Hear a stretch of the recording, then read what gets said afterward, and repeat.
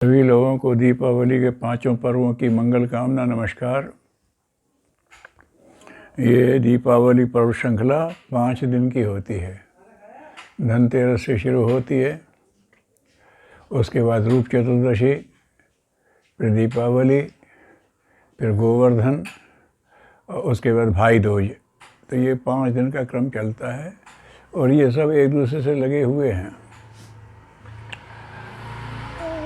ये पहली है धनतेरस, धन्वंतरी जयंती।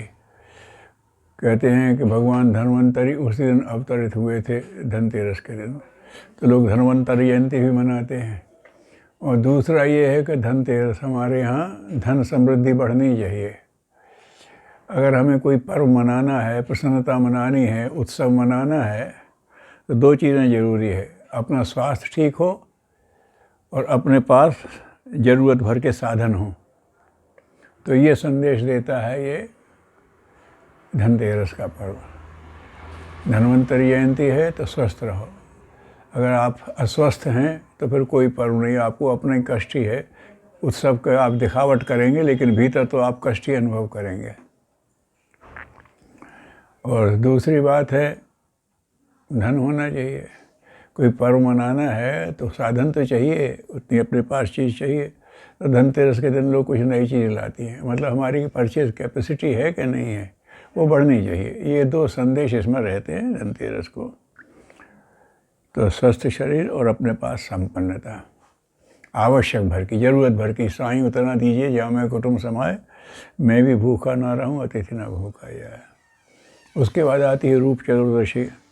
अब दूसरी शर्त यह है कि कोई आप पर्व मनाना चाहते हैं और गंदगी फैली हुई है, चाहे स्थूल गंदगी हो चाहे स्वभाव की गंदगी हो, फिर उत्सव नहीं मनेगा। तो ये कहते हैं रूप चतुर्दशी को नरकासुर को घर से बाहर निकाल, नरकासुर का वध किया होगा। लेकिन हमारे यहाँ भी एक नरक रहता है। जहाँ गंदगी है वहाँ नरक है, जहाँ अव्यवस्था है वहाँ नरक है। अगर गंदगी है तो भी कोई सज्जा का कोई मायने नहीं रखता। और अगर आदमी के पास रूप चतुर्दशी की सौंदर्य बुद्धि नहीं है, सच्चा नहीं है, तो वो सब उपयोगी चीज़ें हों बेतरतीब पड़ी हैं तो फिर मज़ा नहीं आएगी। तो इसलिए रूप चतुर्दशी के है कि स्वरूप ठीक रखो, अपना स्वरूप, अपने घर का स्वरूप, तब लगेगा। घर में सब अस्त व्यस्त सामान पड़े हैं या गंदगी भरी पड़ी है और आप दीपक जला के उत्सव मना रहे हो, तो ये ठीक है। तो इसलिए दूसरा संदेश इसका ये है कि अपने पास व्यवस्था दृष्टि होनी, सौंदर्य दृष्टि होनी चाहिए। मनुष्य सौंदर्य प्रेमी है, हर व्यक्ति को अच्छा व्यवस्था अच्छी लगती है। तो उत्सव मनाने के पहले ये 2 चीज़ें हो गई कि ये धनतेरस का संदेश और ये नरक चतुर्दशी का। नरकासुर को बाहर करो। नरकासुर क्या है? गंदगी है और अव्यवस्था है। तो इन दोनों को दूर करो तो ये स्वरूप संभालो। जो कुछ देखे it should be good looking, it should be impressive, अच्छा लगने वाला चाहिए। आदमी की जो व्यवस्था बुद्धि है उसको कुछ खटके नहीं, ऐसा उस रखना चाहिए। अब दिवाली मनाओ।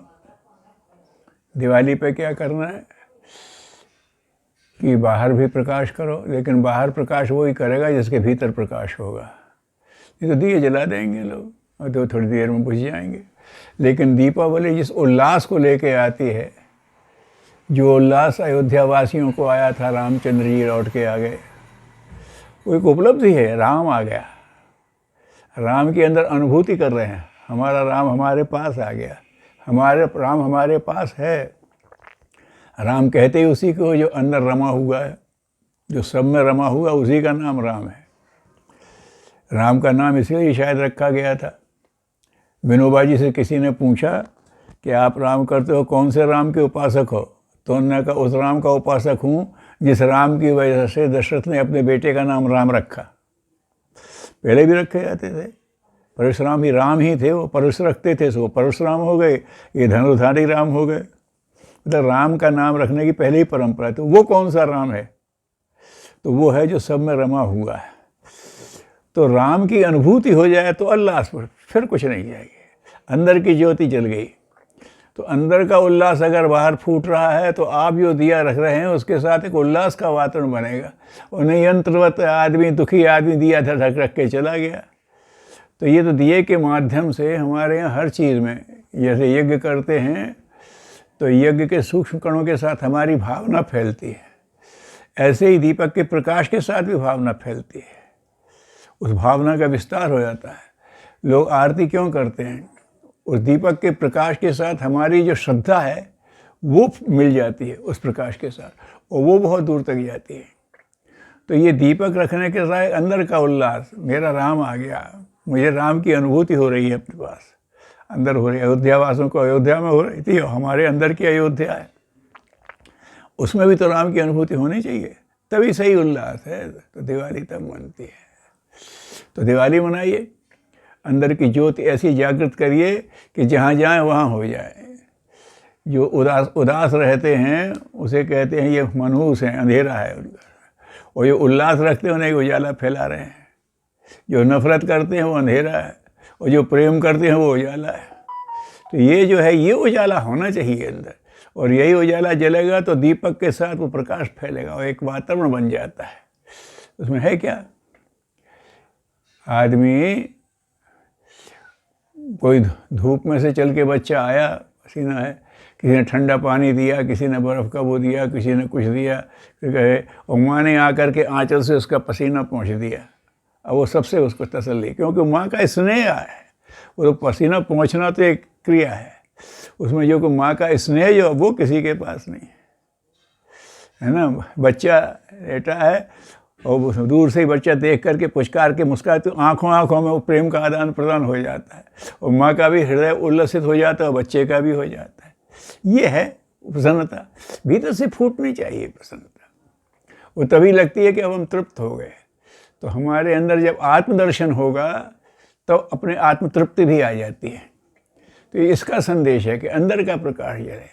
अंदर का प्रकाश हो तो हमें अंदर अंधेरा है, उस आवरण में हमारे अंदर का आत्मा का स्वरूप छिपा हुआ है।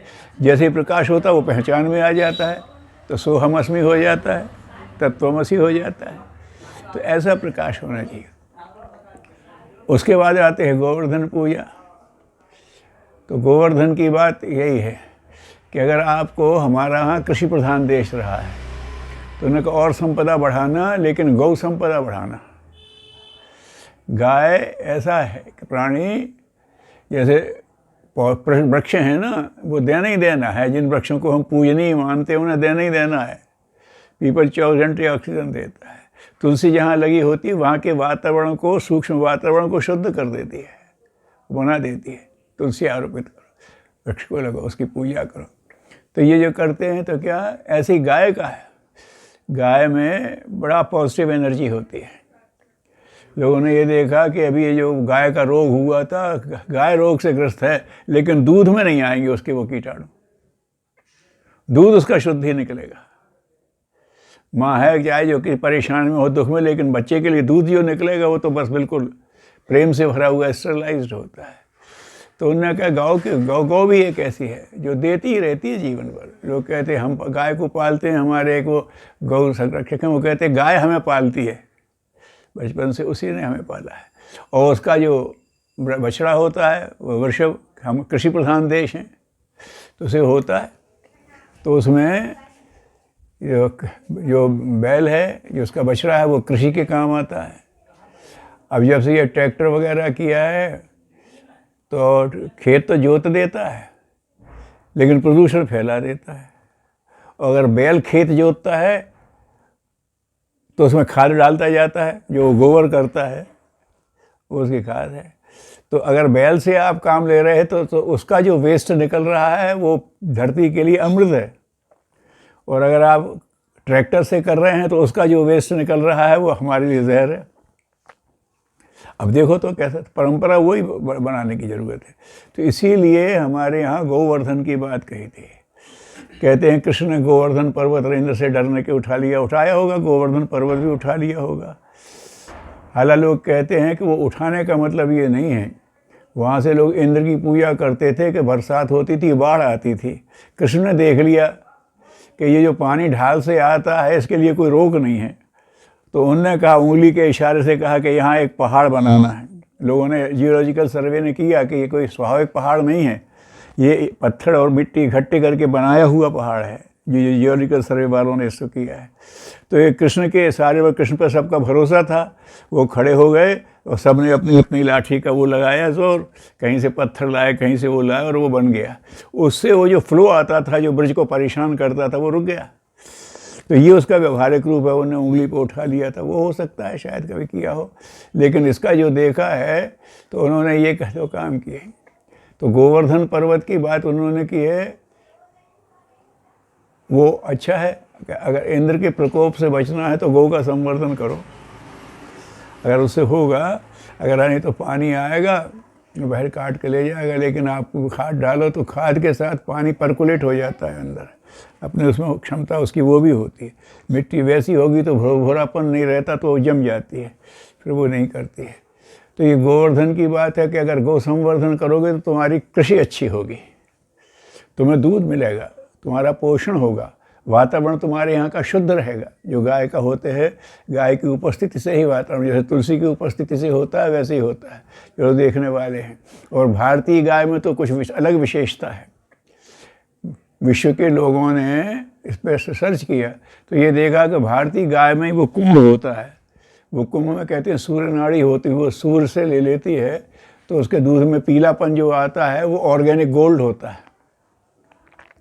वो एक अलग बहुत बड़ी औषधि है। तो ये उसके गाय के दूध की विशेषता है।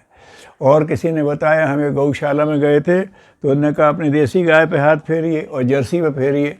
तो जर्सी पे हाथ फेरा तो कोई रिएक्शन नहीं, और अपनी देसी गाय को छुओगे फ़ौरन चमड़ी हिलेगी। वो संवेदनशील होती है, उसके अंदर संवेदना भरी है, उसके अंग अंग पर उसका नियंत्रण है, उसको हिला सकती है।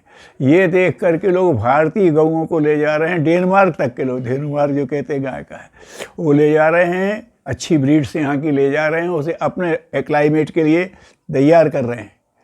और उनका ये कहना है कि जितना अच्छा दूध ये देती है, हम लोग कहते हैं जर्सी देती है, लेकिन जर्सी गाय के दूध में वो तत्व ही नहीं होते जो दूध के लिए, सफ़ेद से दूध नहीं होता।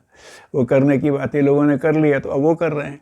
तो गौ संवर्धन की हम नहीं समझ रहे हैं महत्ता, विदेश समझ रहा है, हमारी गायों को ले जा रहा है, ये कर रहा है। अगर तो ये गोवर्धन पूजा, तो सबसे बड़ा धन है कि गोवर्धन को करो। ये भी कहते गोबर भी धन है, दूध ही धन नहीं है।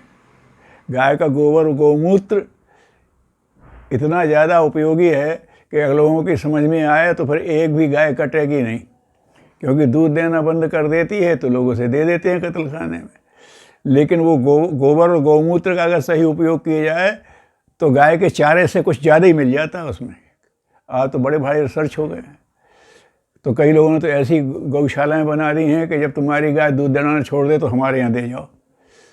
तुम नहीं कर सकते, हम तो कर सकते हैं। एक स्थान पर रख करके गोबर का उपयोग कर रहे हो, कोई घाटे में नहीं है, और सब गाय हैं। तो ये जो गाय को मत मारो, तो अगर करना है तो गौ संवर्धन की ये टेक्निक है कि उसका गोबर को भी धन मानो, गौमूत्र को भी धन मानो, उसको वेस्ट मत जाने दो। जो ले लिया है उससे बन जाती मनुष्यों की औषधियाँ, और जो बह के आता है उससे जाते हैं कीटनाशक और प्लांट्स की औषधियाँ। तो कुछ भी उसका बेकार नहीं जाता। तो गोवर्धन पूजा का ये है। तो गोवर्धन पूजा में गाय की पूजा करते हैं लोग। अब गोवर्धन पर्वत आसपास है, वहाँ तो लोग परिक्रमा लगाते होंगे, लेकिन ज़्यादातर लोग उसे गौ संवर्धन से ही जोड़ते हैं। तो ये है कि गौ का संवर्धन और कृषि का उत्कर्ष, ये दोनों उससे जुड़ा हुआ है। और भगवान कृष्ण को इतना अच्छा था कि वो गोपाल कहलाए और उनके भाई हलधर कहलाए। हलधर माने खेती। हमारे पास हलधर कौन है? बैल। हल को कौन धारण करता है? तो ये जो है गोपाल और हलधर की जोड़ी, ये कृष्ण भारत के लिए, कृषि प्रधान देश के लिए आदर्श है। तो ये गोपालन से दोनों हो जाते हैं, है ना। गौ का वो भी होता है और हल्लर भी मिल जाता है हमको, हल को धारण करने वाला, अगर आप करें तो। और उसके बाद फिर गोवर्धन के बाद, पूजा के बाद फिर आ जाती है भाई दूज। अब यहाँ जो कुछ है आपका, अब उसको उन्होंने कहा कि जो आपके शक्ति सामर्थ्य है, अब इसको एक अच्छा संस्कार दो, भाईचारे का वातावरण बनाओ।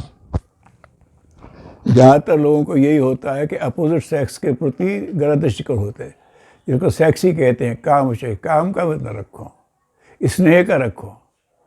काम तो विकार है और स्नेह वास्तविक चीज़ है। तो ये भाई दूज जो है कि सब जो पेट से जन्मे हुए वो तो हैं ही, कोई भी किसी को राखी बांधती है, किसी को जाकर के तिलक करती है तो उसका वो बात बन जाती है।